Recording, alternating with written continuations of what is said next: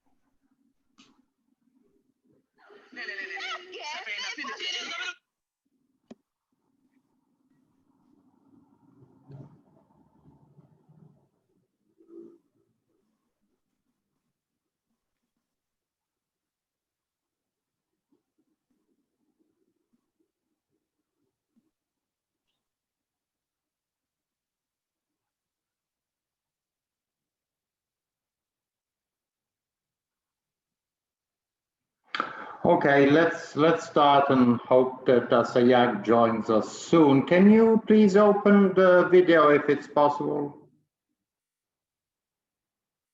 Thank you. Galea. Yes, yes.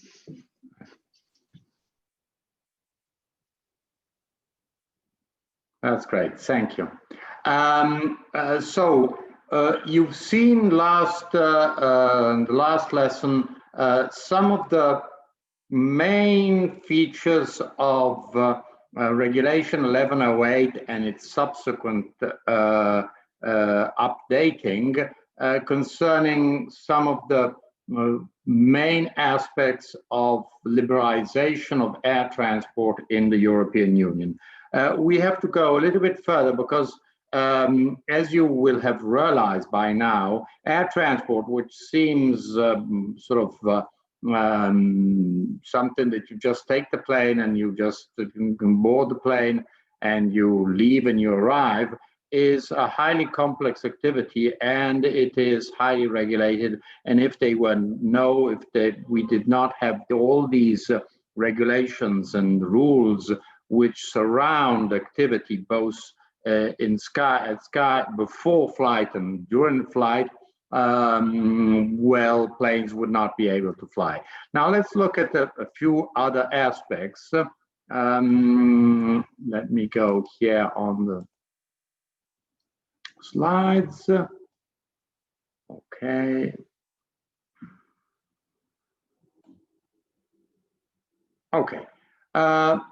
Now we have been seeing. Just let me go back to the previous. So we've seen that there's the need for independent supervisory authority, and hello Asayag, welcome to the class. There is this independent supervisory authority. There's a national one, but we shall see that there is at a European level this European Aviation Safety Authority, which is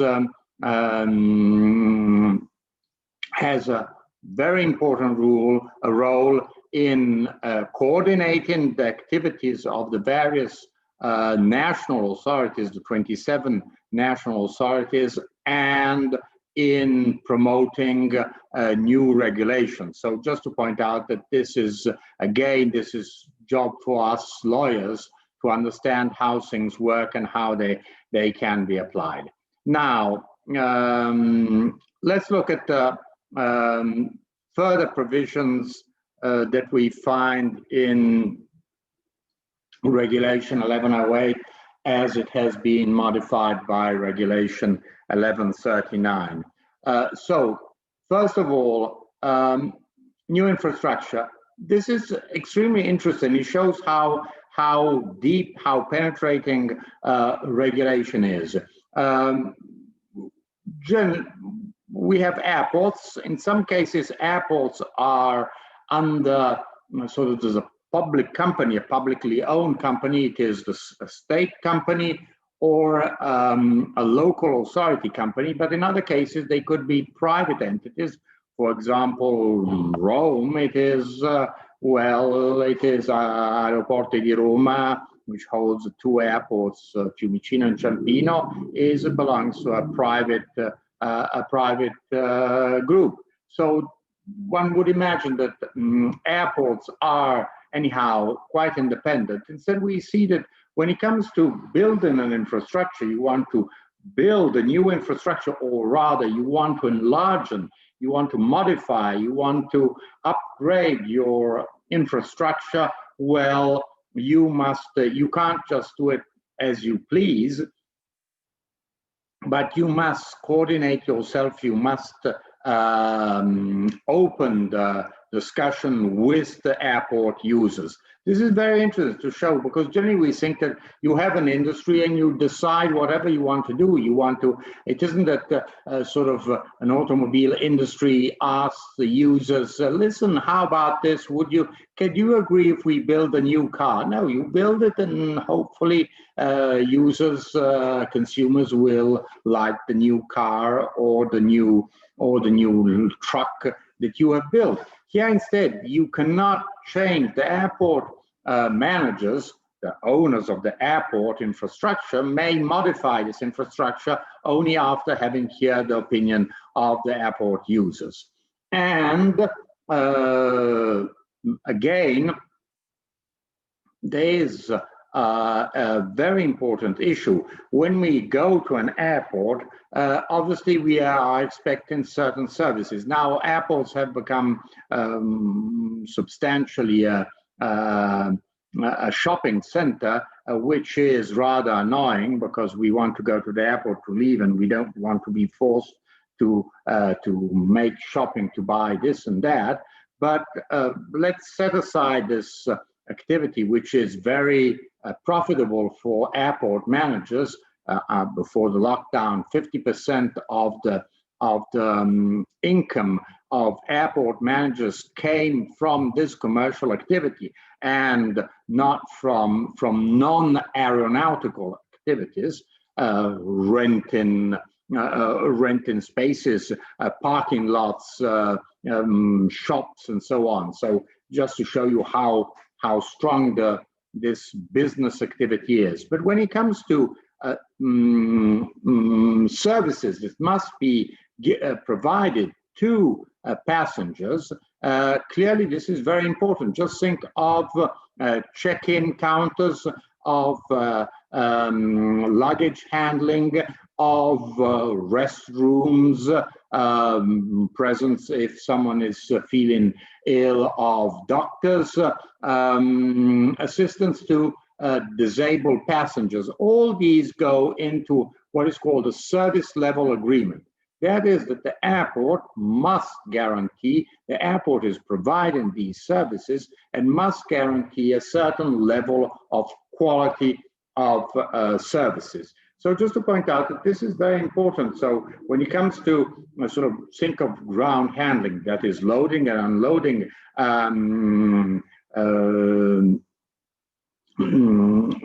luggage, well, they must be done in a certain time. There's a fixed time, and that time must be respected by the airport or the companies that are providing this service for the airport, and so on. So just to point out that this shows that the activity of an airport cannot set by itself standards and whatever the services he wants to provide, but he has to follow certain rules, and especially it must consult with the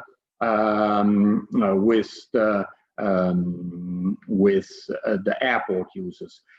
When you take a plane, you will see that in the price you're paying, you have a price for the transport, and that's clear, and then you have a whole lot of so-called airport charges that go to the airport, which are mainly taking off, landing and taking off, but also the rest of the services. So when you pay, and often in sort of low-cost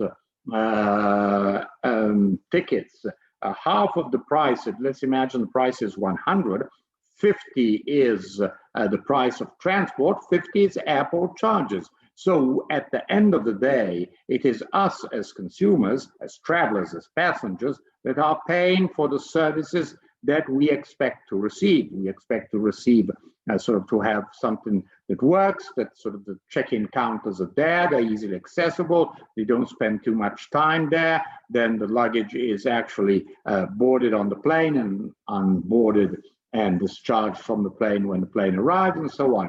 So as you see, it has very much to do with when we talk of airport users, we're talking of the airlines, but the airlines are asking us as passengers a certain price, and that price will eventually go to the airport in exchange for the services that the airport is providing. So just to show you how complex this relation is between the airport manager, the company that manages the airport users, that is the airlines, and finally us as passengers. Again, principle on clearly there's a principle of non-discrimination in the sense that obviously an airport may not discriminate between passengers, let's say of Alitalia against passengers of Aeroflot. You can't discriminate them, but it is possible that the airport has tailored services or dedicated terminal or part of the terminal. You find in the hubs, main airports, whether it is Heathrow, Charles de Gaulle, Frankfurt, you often find a terminal which is only for the passengers of that airline, because that airline has enormous amount of, in Charles de Gaulle, obviously it is Air France, in Frankfurt, obviously it is Lufthansa. And as there's so much activity and you want to somehow tailor the activity to your passengers, and you want to keep your passengers, you want your passengers to arrive, think of the system of the hub. You're arriving from a certain point of departure and then point of origin, and then you arrive into the hub and you must change. And what you want to do is you want to keep that passenger, you want to avoid that that passenger goes to another airline. So if you have a dedicated terminal, you're saying, listen, it's very easy. You arrive in this terminal and you don't have to change terminal, but you simply go to your arriving gate 1 and you go to gate 20 and you take your connecting flight. So this is clearly for passengers, well, this is obviously an advantage. If instead you have to change terminal, and if you are familiar with some big airports, you see that between Terminal 1 and Terminal 2, they may be a very long distance, which sometimes you have to take even a sort of a way of communication, some smart train, a directed train that goes from one terminal to another, or you have to walk a lot with carrying your luggage with it, so it is rather inconvenient. So if this is why the reasons why big airlines in their hub want to have a dedicated terminal. This means that obviously if you have a dedicated terminal, obviously you have different airport charges. You cannot apply, we shall see it was the case of Apolis, you cannot apply different airport charges unless you are providing some different kind of service. And well, in that case, if the service is different, obviously you can ask for something more. Ground handling. Now, ground handling services are the activities that are carried out at the airport to enable air transport activities. It is activity which is on the ground. So you keep it separate from activities that are taking off, that is control, air traffic control, and all the rest of activities that are once the plane is in air. So just you see taxiing guidance. Often, sometimes you find you may have seen a small car with a big display, "Follow me," and that's taxiing guidance to guide the aircraft to its parking lot. Sometimes the pilot knows very well where to ride. Sometimes it's more complex. It is, you have to move around, and you must, airports can be congested, so you need someone to guide you to the parking lot. So taxiing guidance, cleaning, obviously you must, aircrafts must be cleaned, refueled if they need fuel, baggage services, loading luggage and unloading it. So the ground handling is one of the first sectors that was liberalized. The argument of the commissions was, well, what is the reason? I mean, is there some specific reason why these services should be entrusted only to the airport manager?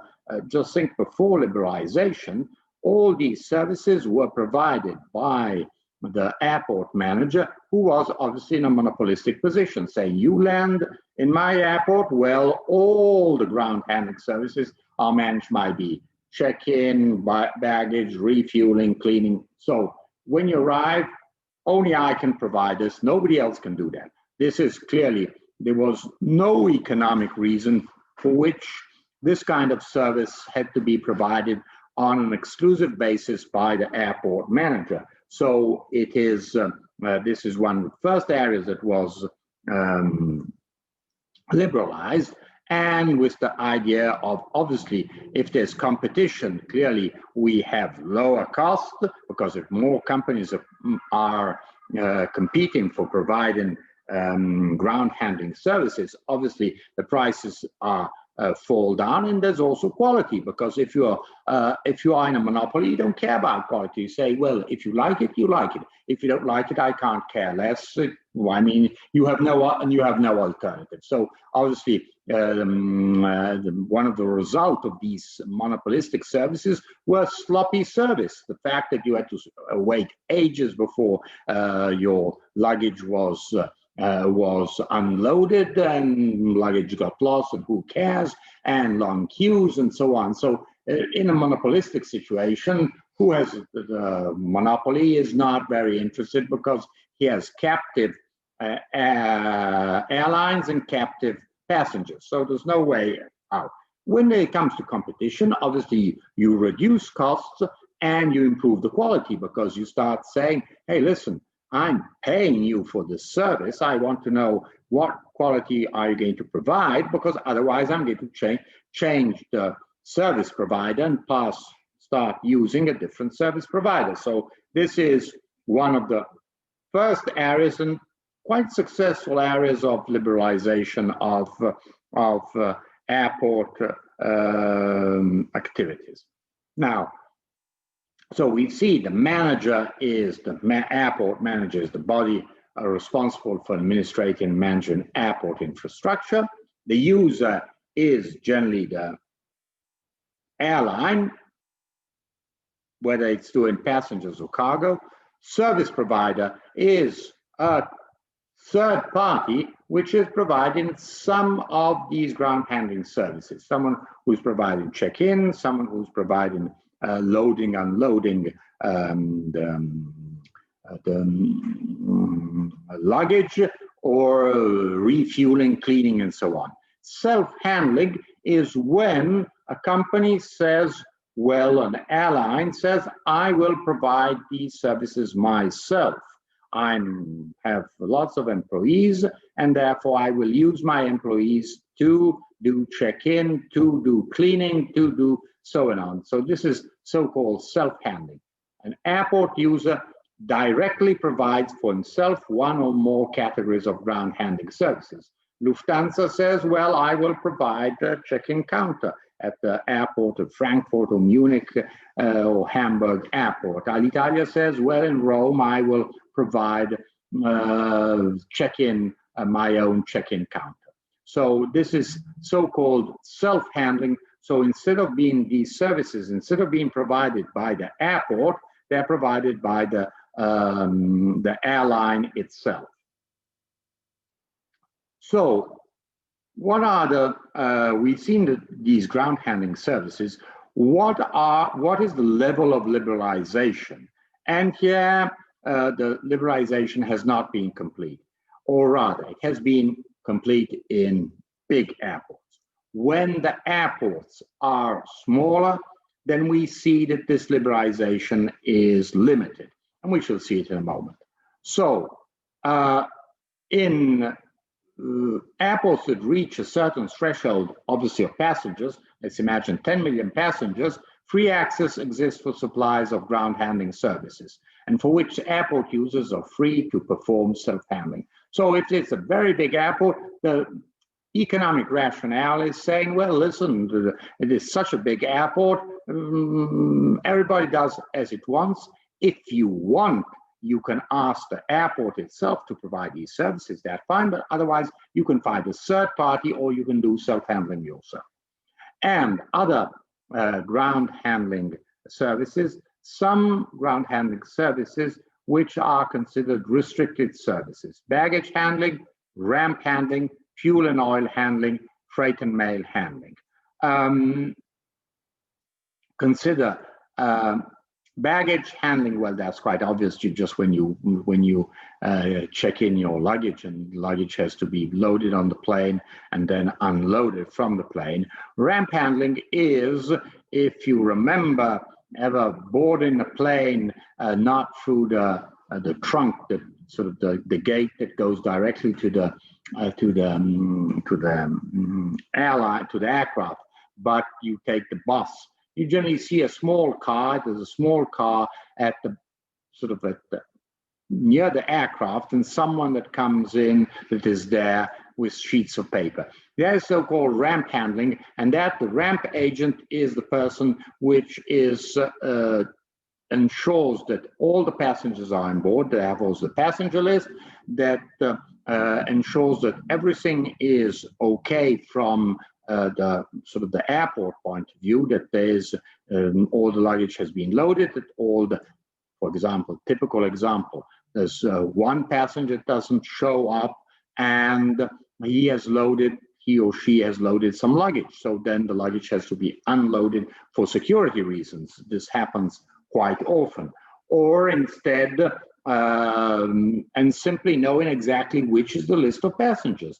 And at a certain point, if you are somehow familiar with flights, when you, at the last moment, someone goes up the stairs and goes to in the cockpit and hands over a sheet of paper which is signed by the captain of the flight, and that means that everybody, they've checked that all the passengers are on board, and then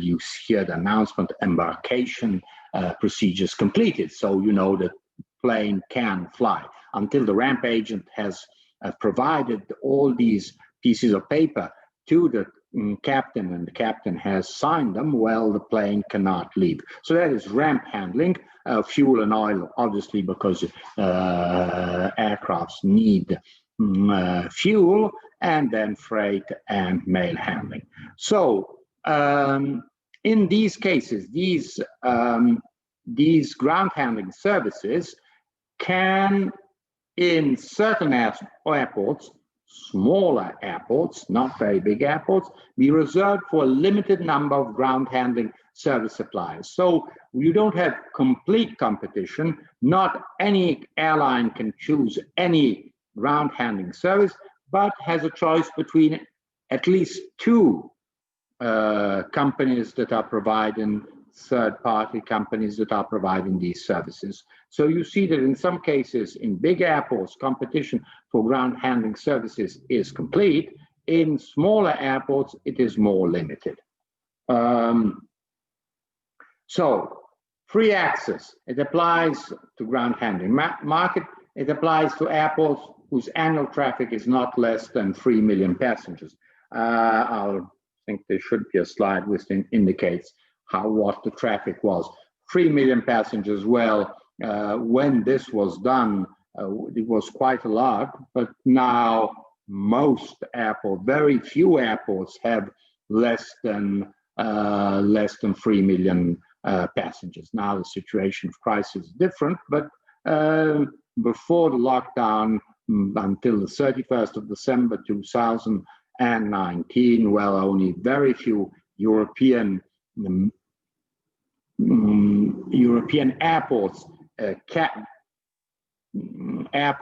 well, they had less than 3 million passengers. They were mostly local airports, very sort of regional airports had less than 3 million. And for these airports that have less than 3 million, restricted ground handling services may be restricted. They're not completely open, but no fewer than 2 for each category. What does this mean? That generally there is one company which is controlled by the airport manager, and then another company which is a competing company, which is no way related to the airport manager. So just to give a little bit of competition, in smaller airports, competition is much more limited. Instead, in big airports, it is substantially not limited. Freedom to self-handle. So we've seen that self-handling is when the company, the airline itself, provides these services. Just typically, let's take a typical service of ground handling, so the check-in, so the check-in counter. So who is doing the check-in controls that the passenger has the ticket and has paid the right fare, that when the passenger loads the luggage is within the limits, let's say that 20 kilo allowance. When you load, you check in luggage, you weigh the luggage that is loaded, and you know exactly how much it is, or if you have to pay a supplementary charge for luggage. So in a check-in services, this is a general freedom for companies to self-handle. That is, they can do check-in services themselves. They can send their personnel to do check-in. But if there is airports, smaller airports, also this activity to this possibility for self-handling is limited. So again, it always depends on the size of the airport. When you go to regional airports, you see there's generally only one company that provides all those services. But as soon as you go in bigger airports, you see much more competition between those who provide ground handling services. Again, ground handling. Let's take a typical example. Luggage. Now, luggage requires a certain amount of space. Why? For quite obvious reasons. Clearly, if you are in Rome and luggage must go to London or Paris, obviously the luggage that arrives in and that is checked in by passengers must be clearly distinct. You want to avoid that luggage that should go to London goes to Paris and vice versa. So you need space. So once you've handed in the luggage at the check-in counter and you see that there's the conveyor belt that brings it who knows where, it must bring it in a dedicated space where only the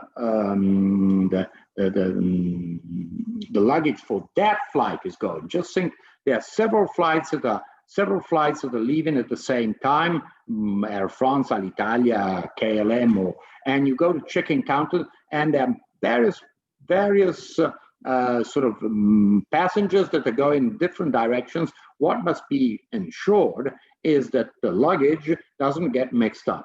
So you need space to do this, because physically the luggage that goes in one direction must be physically in one place, and luggage that goes in another direction, another destination, must be in another physical space. So you need space. Problem is, if there's not enough space, what do? Well, airports can limit this activity if there's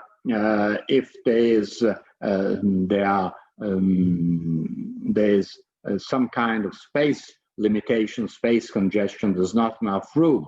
Now, clearly, this very much depends on the policies of the airport, but generally, you can imagine that in all the airports which have not sort of been renovated, there may be some limitations in spaces for ground handling of luggage. And again, you can reserve some cases. Self-handling may be limited to reserved to a limited amount of airport users, but this limitation must be, and keep this in mind, relevant, objective, transparent, and non-discriminatory criteria. So again, this idea that all airport users have to be treated fairly on a non-discriminatory basis, and if there is some kind of differentiation, it must be done on, as you see, relevant, objective, transparent, and non-discriminatory criteria. So it shows the kind of relation that there is between the airport manager and the airport user when it comes to ground handling services. So here you'll find, I'll be sending you the slides. You see that what happens in airports with less than 2 million passengers if they can do third-party handling, in all airports when you can do self-handling. Now,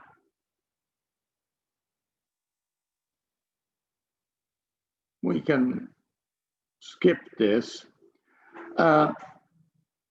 Separation of accounts. Now, this is a very common issue which we find in most all network activities. All entities which are entrusted with some service of general economic interest, and what you want to do is avoid what is called cross-subsidiation. This is something that those who study competition law have clear. What is cross-subsidiation?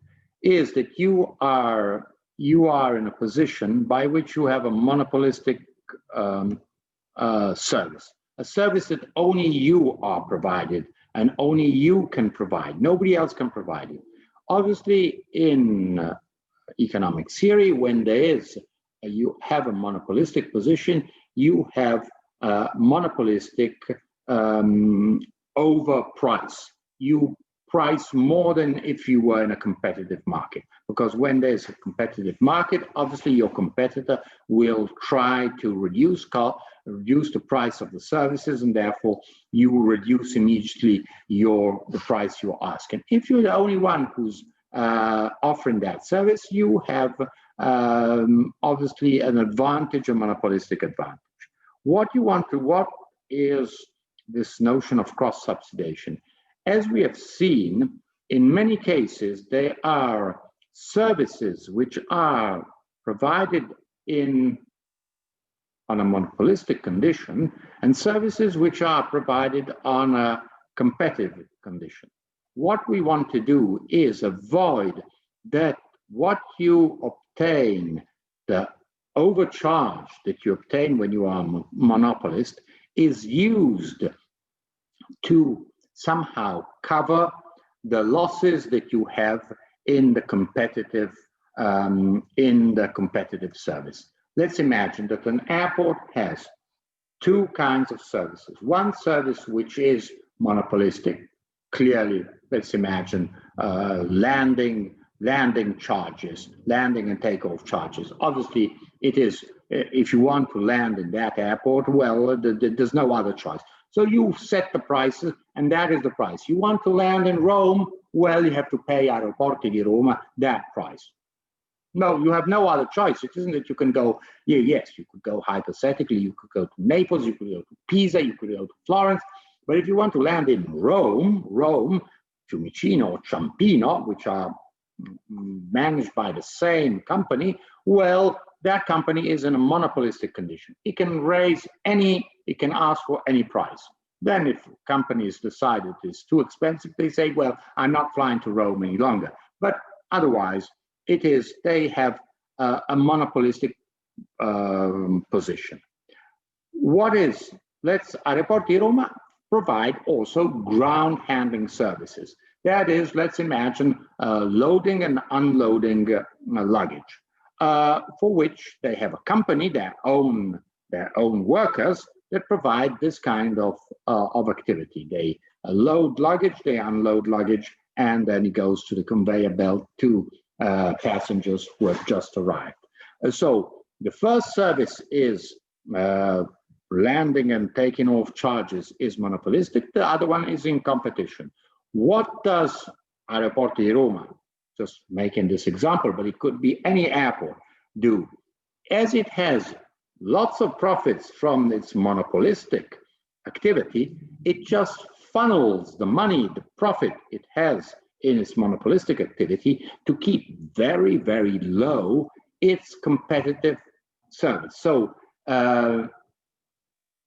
in service, monopolistic service, instead of costing 100, it costs, let's imagine, 120. So it has a 20% overcharge.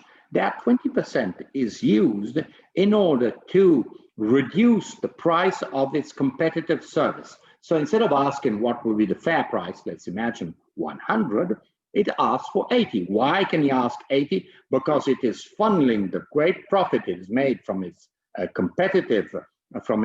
monopolistic activity, landing and taking off charges. It puts it in instead the services which instead are competitive, and so it can reduce the price and say, hey, listen, I'm making so much money in with my monopoly that I can afford selling under the cost, under what would be a fair price, 100, I can sell it at 80. Why? Because I have making profits there.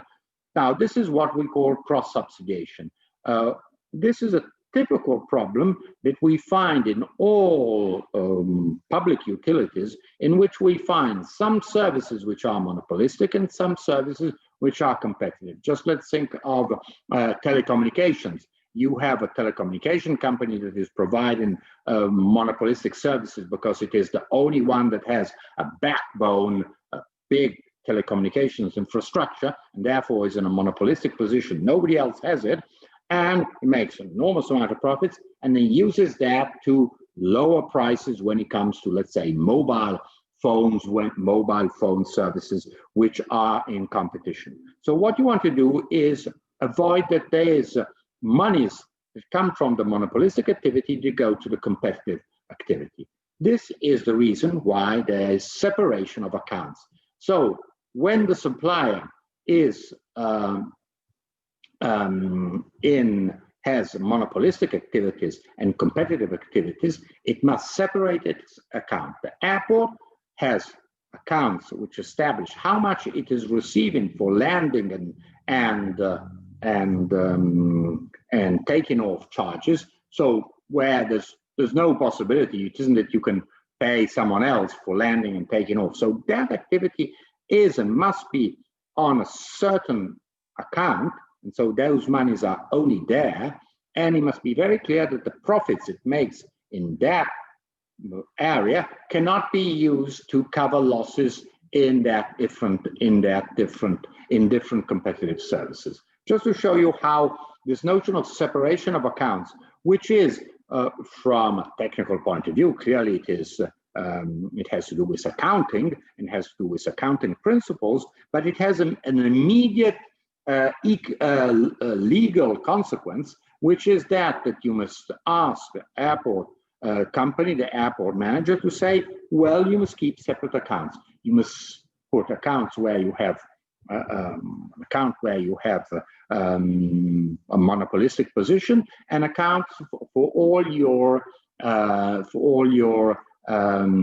competitive services which are provided in competition with other operators. Otherwise, the competition becomes unfair. There's no possibility if you have such a big profit from your monopoly. Obviously, you cannot. You would distort competition. You would prevent other companies from entering the market. I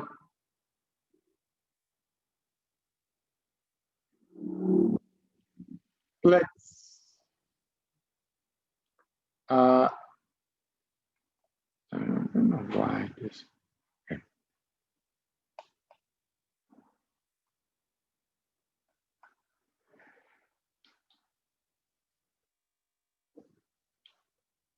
Access to the airport infrastructure.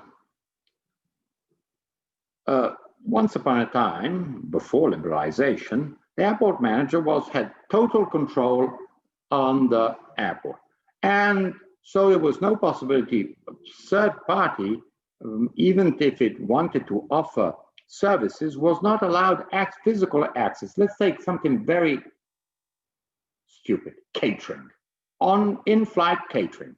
So someone who's providing snacks and fresh drinks and meals and so on. So what happens? The airline says, I would like to have this kind. Just let's imagine El Al, Israeli airlines that wants to have, obviously for obvious reasons, want to have kosher food. Or let's imagine some Gulf airlines that wants halal. And obviously they must be compliant with those mostly religious rules. So they have their own providers. They want to ask these services, catering services from their providers, but the airport says, oh, well, that's fine, but you cannot access the infrastructure. Physically, you're not allowed to enter the infrastructure. So you have, first of all, a physical limitation, then obviously a legal limitation to provide these kinds of services. So a further element of the liberalization is that of saying third-party providers who are authorized to do this kind of activity because they have been engaged by an airport user, by an airline, well, they have access to the installations. This seems quite obvious, but you can imagine that, you just think of how an airport is organized now. Obviously, a whole lot of security measures, and only those who are authorized, that have a badge, an electronic digital badge, that have some security clearance and so on, can access the airport area. I mean, when you look at the airport, a busy airport, you see that there are hundreds of providers of services that enter. Well, they must be able to enter Obviously, they must be identified. There are security and safety provisions that must be followed, but they must be allowed access to the installation on the basis, obviously, of this principle established in Article 16. If the management airport places condition upon such access, these conditions must be relevant, objective, transparent, and non-discriminatory. So this is a template. Any limitation to access to infrastructure must be on this basis. Space available must be divided among the various suppliers. If obviously, if there is, and again, on the basis of relevant, objective, transparent, and so on. And here we will see that this is the case that Assayag will present tomorrow. When access to installations gives rise to the collection of a fee, latter shall be determined according to, again, relevant, objective, transparent, and non-discriminatory. Sir. Yes. We take Friday. Oh yes. Sorry. No. Then it's Galea. Who has this? Sorry, I'm just trying to remember. Who has the Flughafen Hannover? Is it Galea? Me. Okay, sorry, no, guys, I mixed up because I was following the alphabet, and so I said Apolis, Sayag, and then Galea, but it said it's Apolis, Galea, and then Sayag on Friday. Now,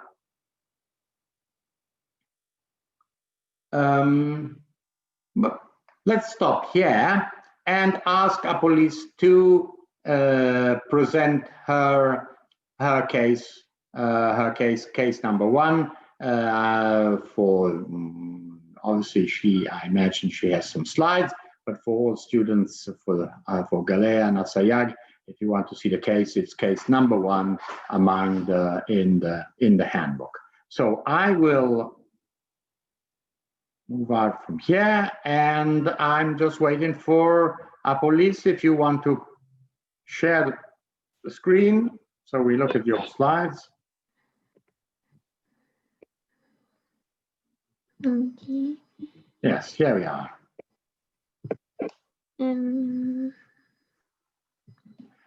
If you go down, look, if you go down, you will find a way to put it on full screen. Go down. Okay. Yes, that's fine. Okay, now let's look at this. This is a pretty old case, but it's interesting because it shows us what are the issues in competition, state aid, and in air transport. Go ahead, Apolis.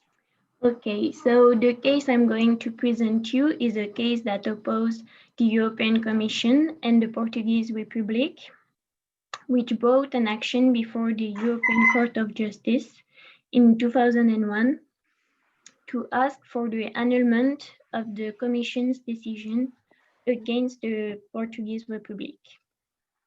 So to present you this case, I will follow this plan. So we will see the facts first, then the procedural history, the arguments in law of the Portuguese Republic, the legal questions raised, and then the European Court of Justice decision. So in 1996, the Commission conducted an investigation about the landing charges system implemented at the airports of the member states, and it particularly focused on the discounts that were allowed in landing charges. To conduct this investigation, the Commission asked the member states to provide their legislation on landing charges, and in view of the information supplied by the Portuguese Republic, the Commission considered that the Portuguese system of landing charges was discriminatory. So here I will present you the Portuguese legislation to better understand in what it was discriminatory. So a decree law of 1990 provided that airport charges are to be determined by ministerial order for the airports administered by the public undertaking called NAEP. I don't know if it's supposed to be told that way. Yeah, that's fine. Okay. Which administer the airports of Lisbon, Faro, and Oporto, and the 4 airports in the Azores. An implementing decree of this decree law in 1991 provided that the landing charges is to be paid for each landing and has to be calculated on the basis of the maximum takeoff weight of the aircraft. And this decree also provided that a reduction was to be offered for domestic flights at the amount of 50%.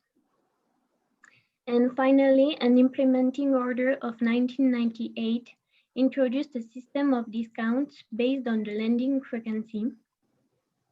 So here I made a little table to explain what were the discounts. So the more an airline lands in an airport, the greater the reduction in landing charges it enjoys. And globally, we can see that the Lisbon airport enjoy less reduction than the other airports. So there are 2 kinds of reductions, so for domestic flights and based on landing frequency. So when the Commission told the Portuguese Republic that his system was discriminatory, the Portuguese authorities made observation and tried to provide justifications for these reductions. So it said that some domestic flights serve island airports for which there is no alternative to air transport. And also domestic flights involve short distances and low fares.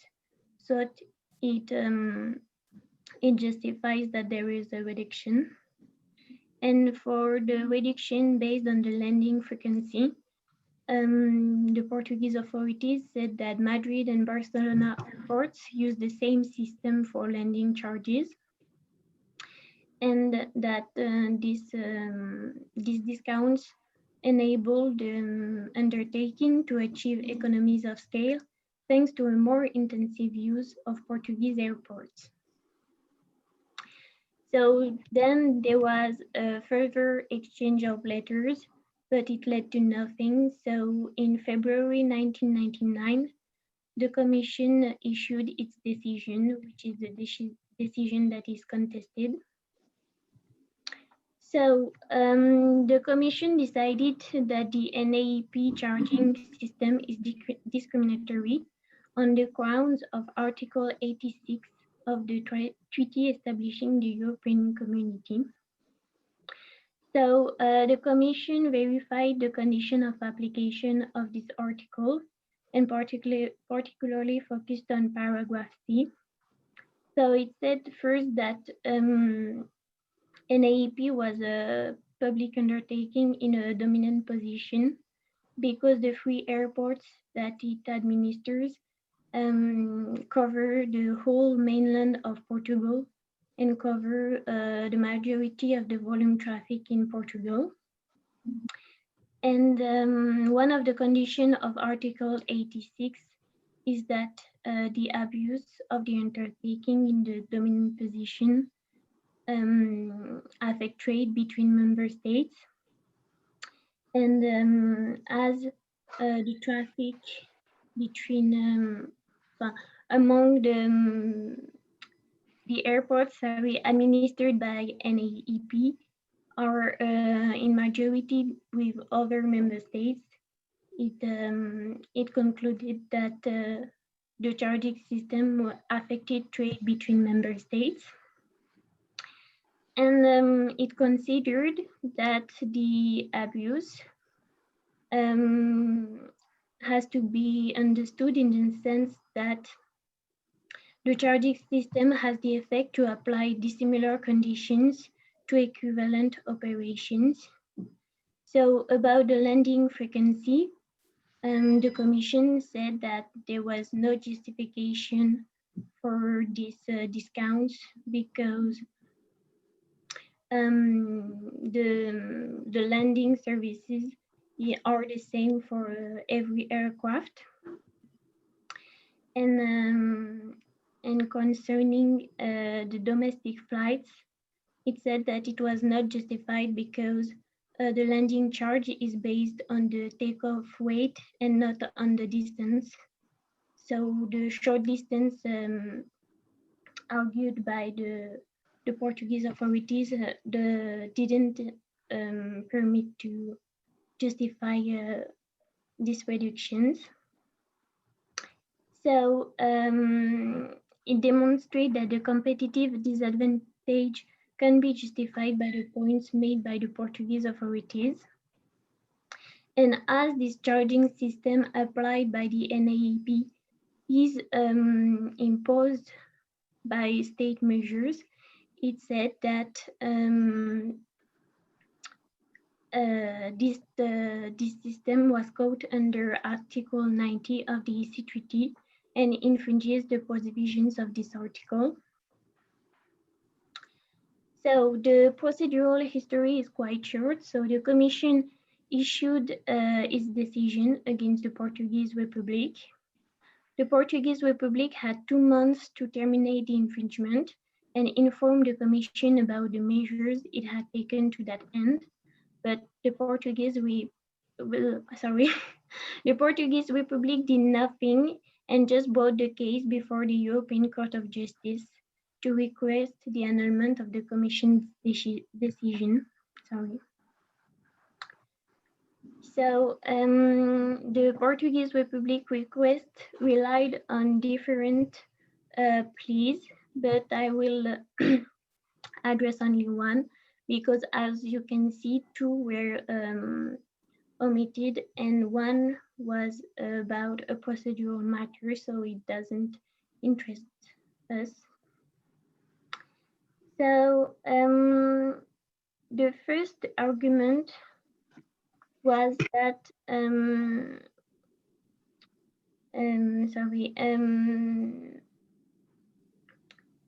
the requirements for establishing a breach of Article 90 read in conjunction with Article 86 of the EC Treaty were not met, and the Portuguese authorities advanced that there was no discrimination based on nationality. So it's interesting to note that it wasn't even a claim by the Commission, but the Portuguese authorities actually tried to limit the scope of application of Article 90, paragraph 1 to the prohibition of discrimination on grounds of nationality provided by Article 6 of the EC Treaty, and argued that its charging system was not discriminatory because it said that air carriers of other member states could also enjoy the same 50% reduction if they operate on national routes. Secondly, the Portuguese Republic asserts that there was no abuse of a dominant position concerning the discount allowed based on the number of landings. It says that undertakings in dominant position are entitled to ground discounts to its consumers, so it's in nothing discriminatory. And furthermore, it encourages airlines to use Portuguese airport facilities. And finally, the Portuguese Republic makes another point, but it's not very developed, and just take another time the argument of absence of discrimination on nationality. So it says that the 50% reduction can be enjoyed by Portuguese airlines, but also airlines of other member states. And as it has stated in its response to the Commission before the procedure, there are no alternative to air transports to get to the SOS. and domestic flights involve short distances. So it prevents the cost of the flights from being excessive for the airlines compared to the distance traveled as domestic flights involve short distances. So now we can say that there are two legal questions raised by this case. So there is a general question, which is, does the system of discounts imposed by the Portuguese state measures constitute an infringement of Article 90, paragraph 1 of the treaty establishing the European Community? And there is more specific question, but which is linked to the first one, which is, does the system of discounts applied by NAEP constitute an abuse of its dominant position as creating a discrimination within the meaning of Article 86, paragraph 2, subparagraph C? So the European Court of Justice ruled in favor of the Commission and upheld its decision. And this decision was the result of a long reasoning, taking up each of the arguments put forward by Portugal.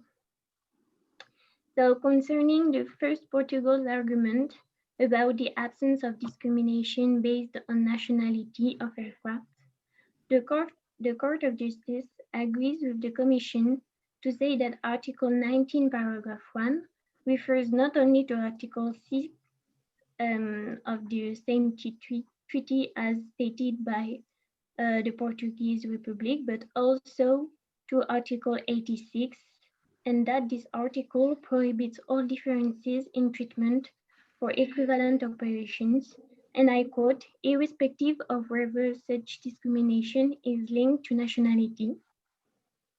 Therefore, the Court of Justice held that the argument of the Portuguese Republic doesn't make possible to rule on the validity of the Commission's decision.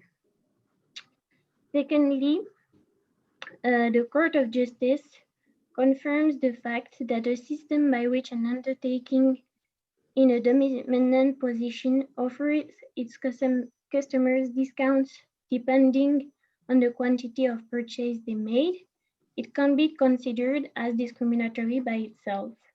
But the court indicates that if the threshold above which reductions are offered are so high that only a few consumers can enjoy these discounts, giving them a competitive advantage that is not justified by an economy of scale that it allows the supplier to make, this system can be considered as a discrimination prohibited by Article 6, as leading to the application of dissimilar conditions to equivalent transactions. And the Court of Justice relies on the figures established by the Commission to stress that the discounts offered in the Portuguese airports are only enjoyed by the Portuguese airlines TAP and Portugalia, and so concludes that the charging system is discriminatory. Thereby, the court rejects the plea concerning the absence of abuse of dominant position with regard to discounts granted on the basis of the number of landings. And finally, the Court of Justice demonstrates that the 50% reduction for domestic flights also violates Article 86 of the treaty because for the same number of landings of aircraft of the same type, there will be a difference in the landing charges depending on the origin of the flight. So this is a different treatment for equivalent transactions. And that's it. Okay.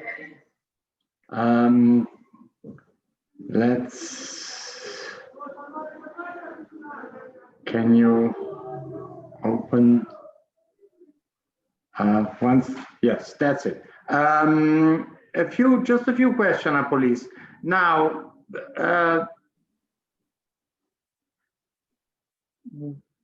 in fact, not at law, why is this kind of system that was the scheme discriminatory against the foreign companies, and the Commission first, and then the European Court of Justice felt that it was against the treaty. Where is this? Because apparently, I mean, it says anybody can provide these services. I mean, anybody can provide domestic flights, and if you want to fly more to Lisbon, well, you offer more flights to Lisbon than TAP or Portugalia.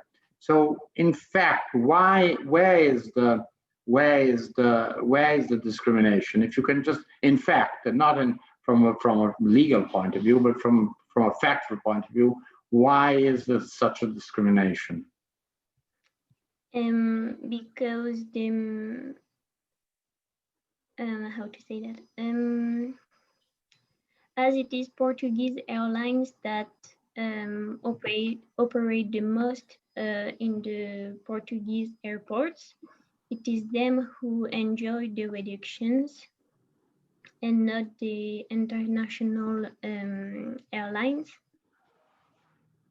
I don't know if. Well, the point is this. I mean, it could be hypothetically, one could say, well, anybody else. Now, this is a decision that was taken prior to Ryanair, but one could say, hey, listen, if Ryanair wants to offer flights from Lisbon to Oporto, well, it can offer it and we'll have a 50% discount. So just to point out that it's, I mean, this is a decision that was taken before the great development of low-cost airlines. And so it sort of, maybe if it was taken afterwards, maybe it could have been different. What about the airports in the Azores? You didn't mention them in your slides. I mean, were they included or not? No. What is the exception? Is there some kind of exception you can apply to these airports? They were excluded from the Commission's decision. I think it's because it is like a public service that is has to be provided by the airlines, as there is no alternative transport. So it's like there is no question of competition here.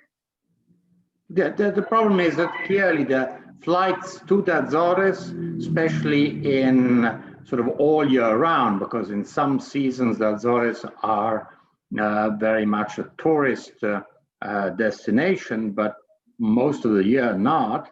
They're covered by public service obligations, and one of the elements of public service obligations is that generally the company that is granted, that is providing public service obligation, has these services on a exclusive basis. So there's no competition in that case. So this is just to point out that, as you see again, we have a mixed situation. We have certain services which are competitive, landing and taking off from Lisbon, Faro, and Oporto, and then we have certain services which are the services to and from outermost islands. If you look on the map, you see that the Azores are pretty far away in the Atlantic, and if you have to take a boat, and if the sea is not too rough, it will take you a long time before you get from the Azores to the mainland. So it is something that is falls outside the area of competition. We've seen this issue of public service obligations, and that's a very good case. Now, there was also an argument that the Portuguese government said, and you mentioned it, but you didn't develop it. You said, hey, listen, Barcelona and Madrid are doing the same thing. And what was the answer to this objection? I mean, the Portuguese government says that if others do it, why can't I do it? Yes, the Court of Justice said that a state couldn't justify its infringement to the treaty by saying that other states also infringed the treaty, and there is no condition of reciprocity to apply the provisions of the treaty. Now, this is just to point out, apparently, one would say, why are we interested in, let's set aside Barcelona, let's look at the airports of Lisbon and Madrid. Now, clearly, if you want to go to Madrid, you go to Madrid and you don't go to Lisbon and vice versa. I mean, going from Madrid, taking a train or a car from Madrid to Lisbon, vice versa, takes you many hours. And you do have to do all this Extremadura. It's a long trip. And so clearly the two airports are distant. They serve different countries, different regions. But look at this from a different perspective, not in the perspective of sort of traffic that is ending in Spain or Portugal, in the Lisbon area or the Madrid area, but just think as Lisbon Airport and Madrid Airport as hubs. And that is hubs that are in competition one with another and are international hubs. You want to fly to Latin America, which is quite a reasonable destination from the Iberic Peninsula, and you say, I want to go to Latin America, and flying to, let's imagine you have to fly to Brazil. Well, obviously because of language reasons, you could say, hey, I'll go to Lisbon, and it's always Portugal, Portuguese, and so while if I'm going to the rest of Latin America, I go to Spain. But hypothetically, Lisbon and Madrid are two hubs that are competing for transatlantic flights with destination Latin America. So just please, when we are looking at competition, just between, we have competition not only between airlines that are competing. We shall see when we're looking at the mergers cases. I think Asayag has that case, and therefore slots, and we should see them now. But when we're looking at competition also between infrastructures, that is, airports that are competing one with another. So hypothetically, and this is quite common, airports such as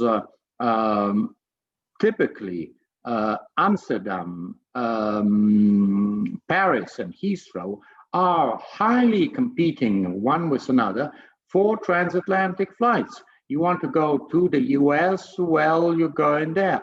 Or you find a very strong competition in certain airports in Central Europe, going to the Far East. When you want to go to China, when you want to go to Japan, well, there are other hubs that are competing. So please keep in mind that we have competition not only between airlines, but also between airports. Airports are competing. So the fact that hypothetically, Lisbon has certain rules, certain fees, they could be discriminatory, not towards airlines, but other airports may complain, saying you are trying to take away traffic from me, applying certain charges which are discriminatory. Just to keep in mind this issue, that we find competition not only between airlines, but also between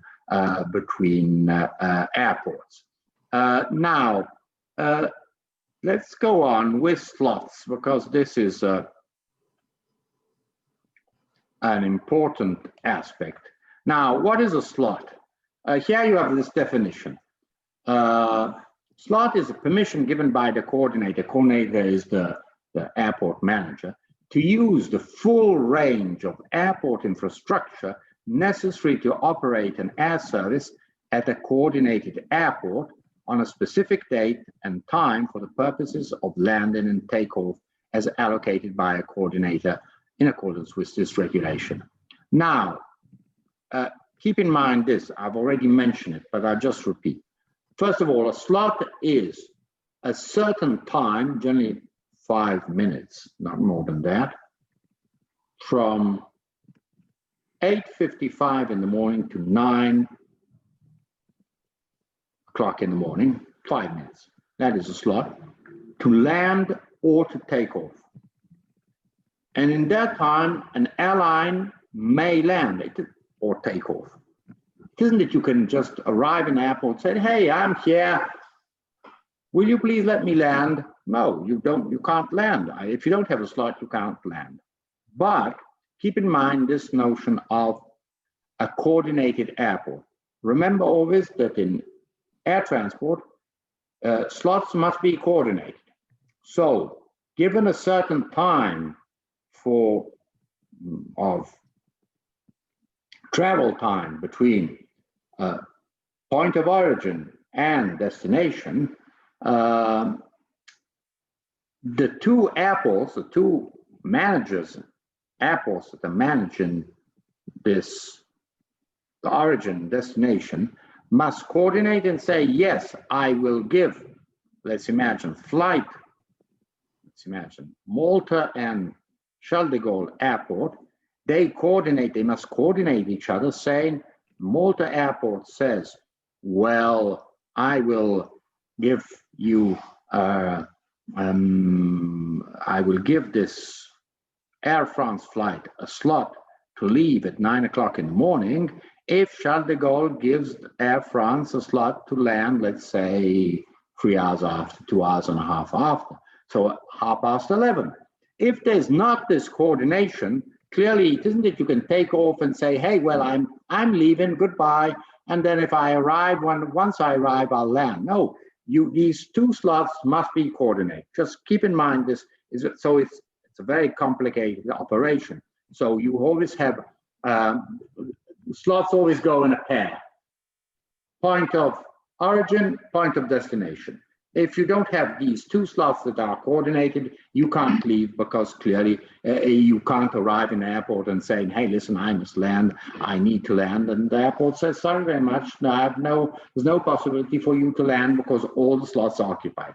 So they must be coordinated, which means somehow the issue of capacity of the airport, congestion of airport, you cannot give more slots than the limited time. Just imagine that you reduce the 5 minute slot and you say, well, it's only 3 minutes. Sometimes you can do it in 3 minutes, or depending on how many runways you have. If you have lots of runways, obviously you have more slots because each runway means that runway can be used for landing and takeoff. There are some complex aeronautical safety procedures to follow, but if you have, let's imagine you have two runways, well, you could double the number of slots and so on. But anyhow, having said this, a slot is essential for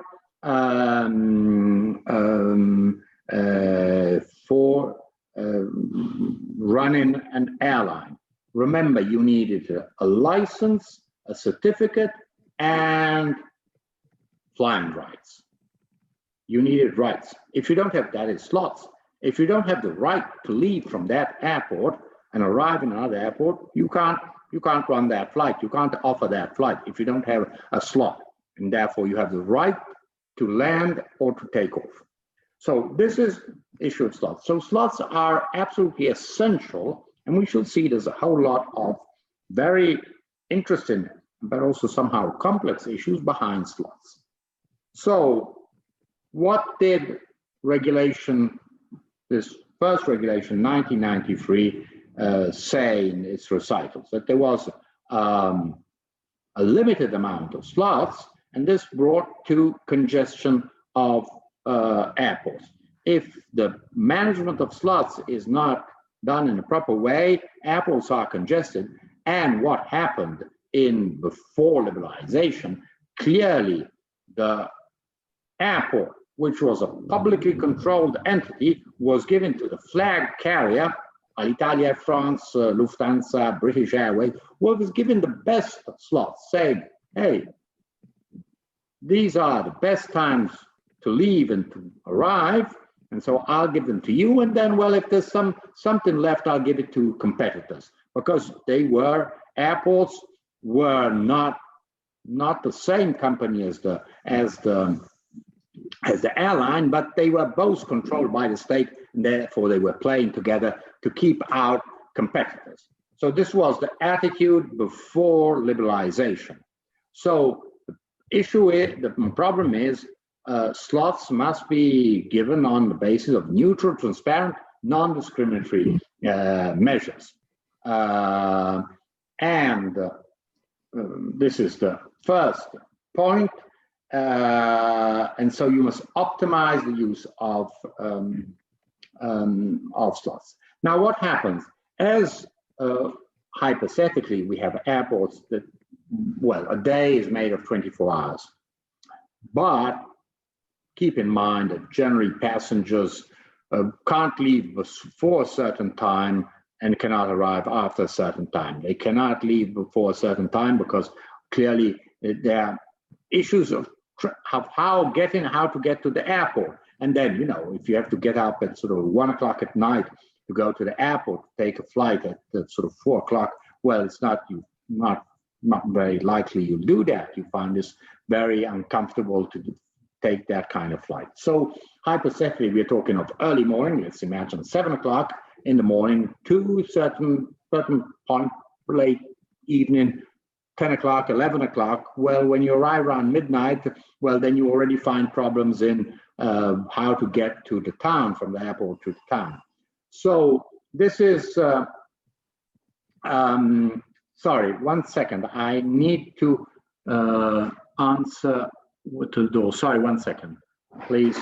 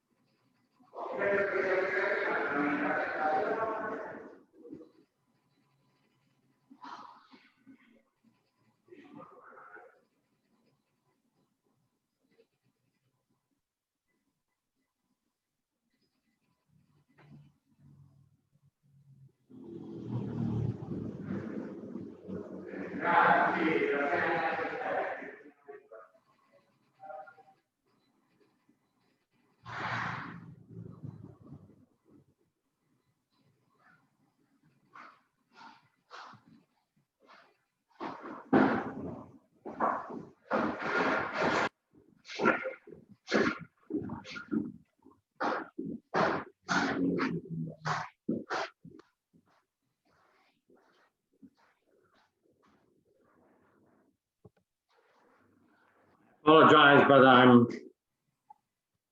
myself at the office and the secretary is taking a break, and so I have to open it.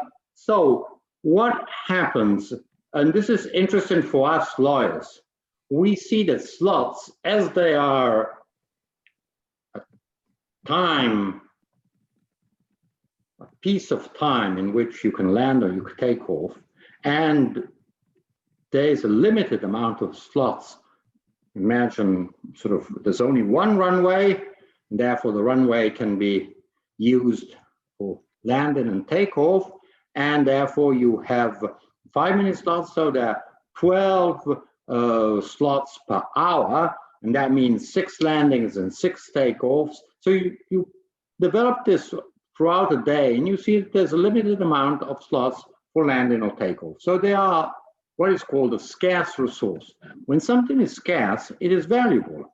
Therefore, obviously, if you're going to a sort of a local regional airport where there's not much traffic, the slots are very sort of not much important. You go to, let's imagine, Alghero Airport, which is in Sardinia, well, yes, you need a slot, but I mean, if you arrive at 10 o'clock or you arrive at 10:30 in the morning, well, it doesn't make much difference because there's not all that traffic. So, but if you go in a big airport, London, Heathrow, Charles de Gaulle, Frankfurt, or even Fiumicino, well, congestion is a significant issue, and therefore there is a problem of congestion. So it is a limited resource, we have congestion, and it is not something that you can often offer more slots. If you want to open, you want to have a new runway, then you have environmental issues, you have urban planning limitations, and so it is a problem. So it is not so easy to offer it's a scarce resource, say, well, I'll offer more of these services. No, it's not so easy. At least not in many airports. It's not possible because of the fact of the place where the airport is. If you have an airport in the desert, if you are in Saudi Arabia, well, the problem is not much of a problem. But just think of Europe, congested towns and big, very big.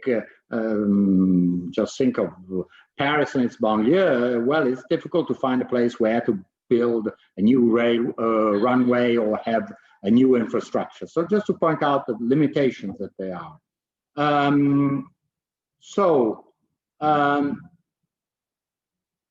Let's see.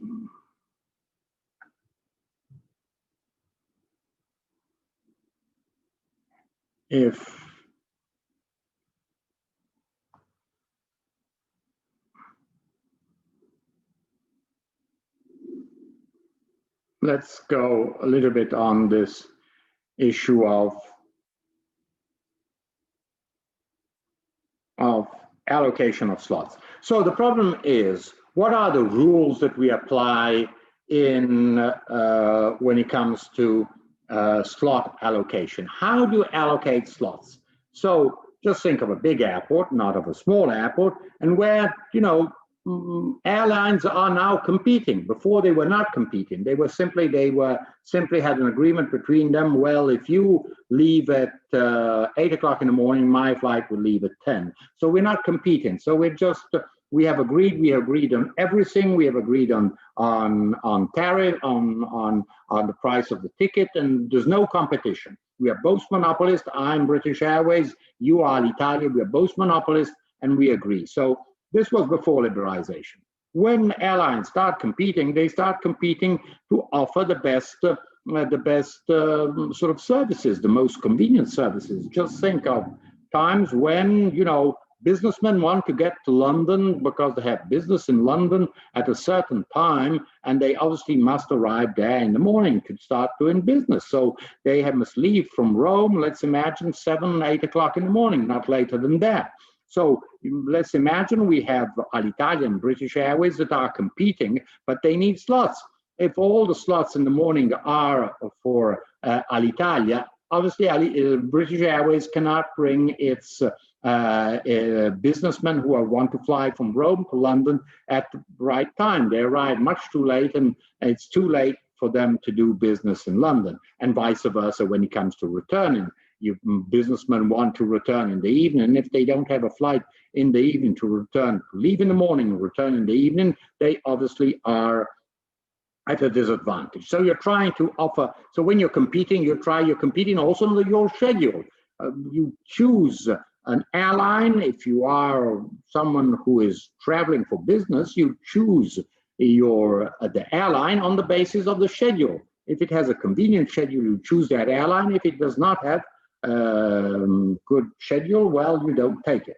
So slots, having said that slots are valuable and are an element in competition between airlines, how do these slots are allocated? First of all, who allocates them? Clearly, it is the airport that allocates it. on the basis of a certain amount of rules. First of all, remember that it always must be coordinated. So it must be coordinated with another airport. Clearly, it is the airport that allocates the slots because the airport knows exactly what its capacity is. Just think of an airport that has, let's say, 2 runways, but 1 runway is not cannot be used for the moment because it's been renovated. It's made longer, or some new asphalt must be put on the runway. So clearly, the airport manager knows exactly how many slots it can allocate.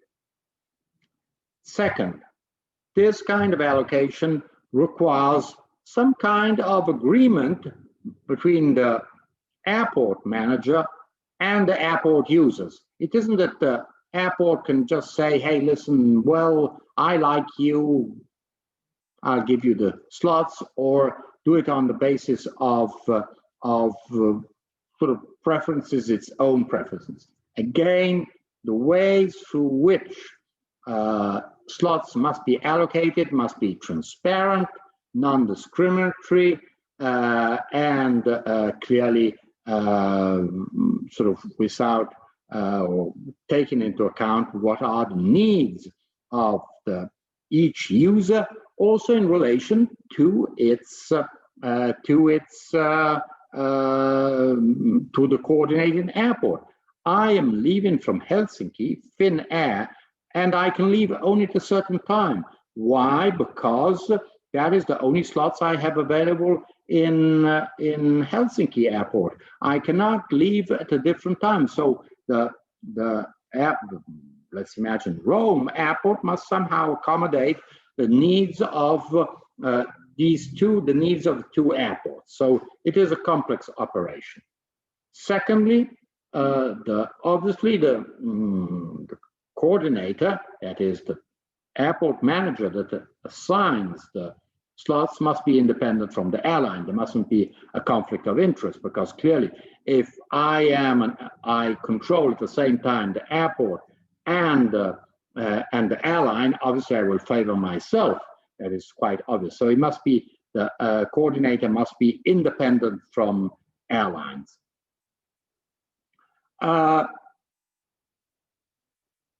Now, what are the criteria? I'll try to make things, they're pretty technical. You'll see the slides and you look at the handbook, but there are a few principles. First principle, there are slots that are historically held by an airline.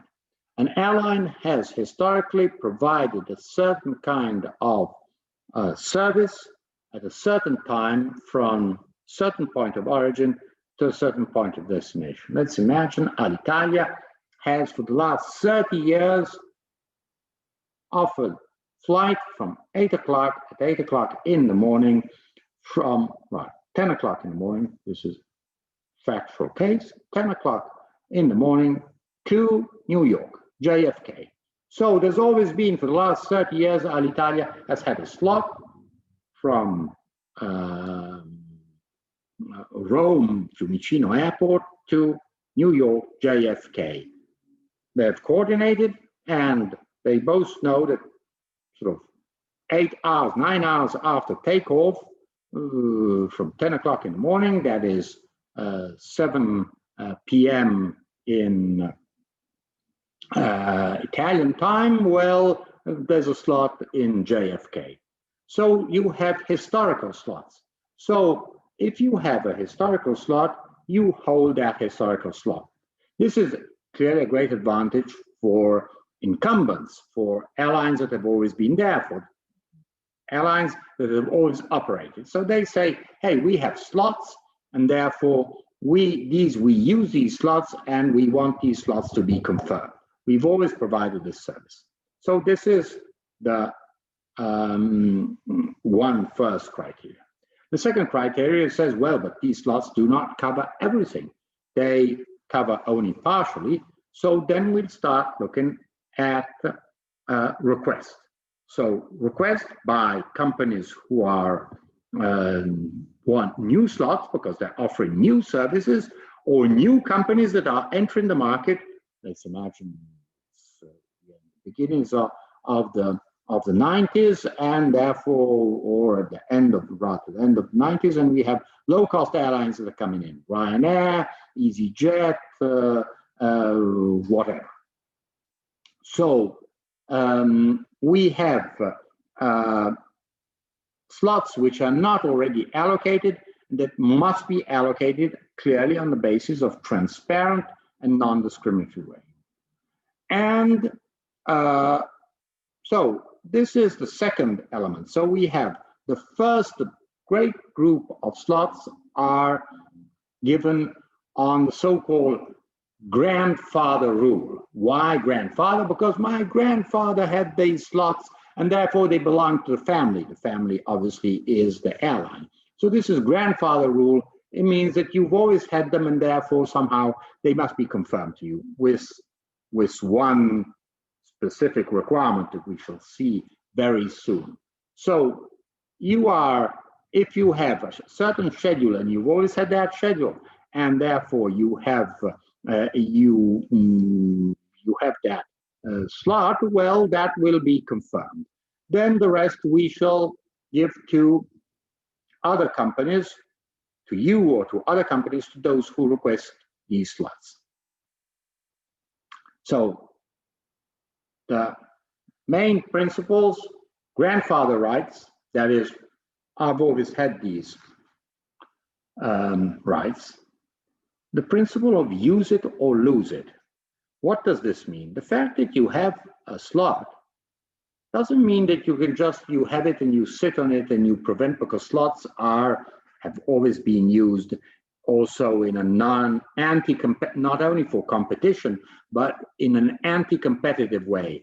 I have a slot and I don't want my competitors to have a slot, because if they had a slot, they would provide services competing with mine. So if I block, I have lots of slots in that moment, that early in the morning, nobody can offer services in that specific time, or very few can offer them. So I limit competition. The principle of use it or lose it is that if you have a slot, you must use it.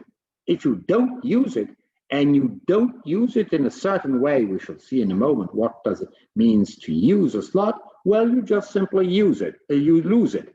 So it is, if you have a slot, you just can't hoard it away. You put it in a drawer, you close the drawer and say, hey, that slot is mine. No, you must use it. Therefore, what does using means? That you must have, it must be on your schedule, you must sell tickets on that flight, and once you have sold tickets for that flight, then that flight must leave and must go on that certain slot. It isn't that you can you sell tickets for the 9:20 flight from Rome to London, and then well, you see there are few passengers, then only not many passengers, and you just move the passengers from the 9:20 flight to the 10 o'clock flight. No, you can't do it. You have a slot for the 9:20 flight from Rome to London. Well, or you use that slot, or you lose it. If you can't just simply sell tickets for 9:20 Rome-London flight, and then when you see there's not enough passengers, you just shift those passengers to another flight, a subsequent flight. No, you must use that. It isn't you can cancel that flight. You must use that slot, or you lose it. We shall see rules. And then the new entrant rule, the fact that in order to favor competition, you must you must reserve a certain amount of slots to new entrants, companies that have never provided services on that route and which are considered not new entrants. Doesn't have to be a new company. Let's imagine Ryanair or Wizz Air or EasyJet or whatever not. It just means someone who has up till now has not ever provided a service on that route. let's imagine this Rome-London route, and so a new company comes in, old company says, I want to provide services on that route. Says, I see there's lots of traffic that goes from Rome to London and vice versa, and I want to provide services. I've never done it before, I want to do it now. So just to point out that this is the new entrant route. So new entrants, companies that have never provided a route, a certain service on a certain route, well, they have some kind of a preference for the slots that are left over from the grandfather rule.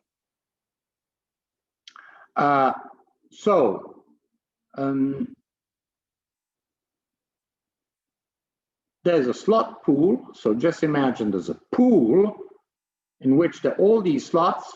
Let's imagine the airport starts operating at 7 o'clock in the morning and then ends operating at 11 o'clock in the evening, or let's say midnight.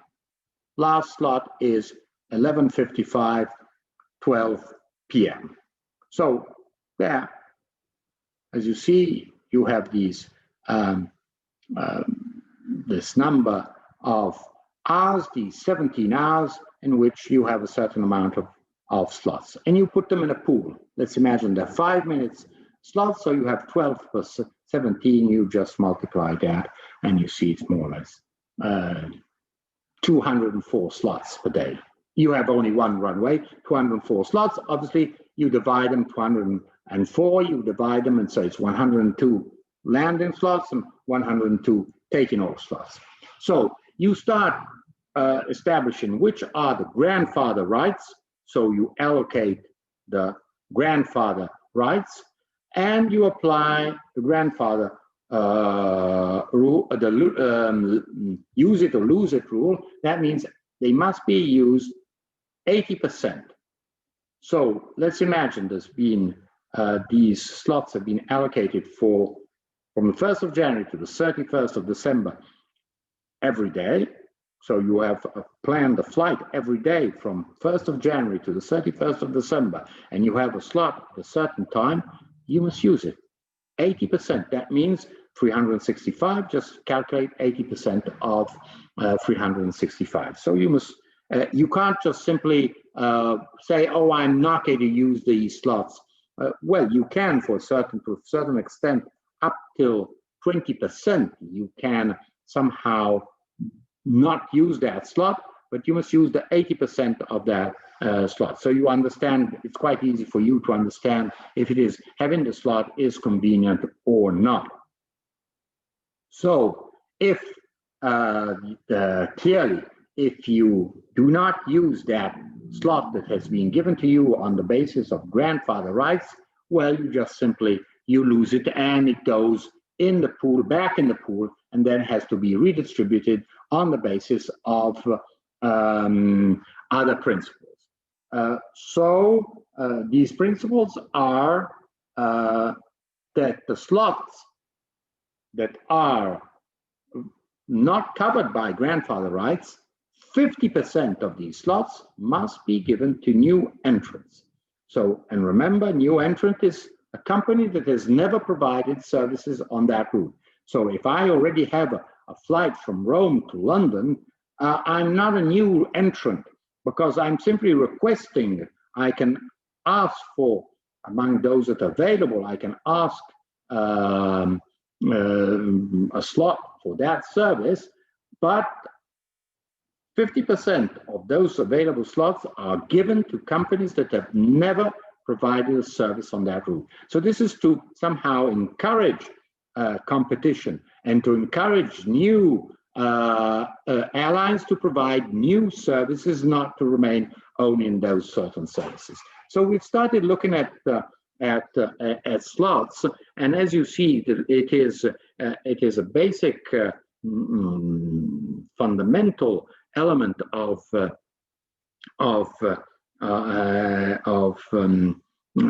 activity of an airline, and we see there's a whole lot of economic sort of activity behind the slot, and we shall see tomorrow the issue of slot trading. Can you sell it? I have a slot. Can I sell this slot?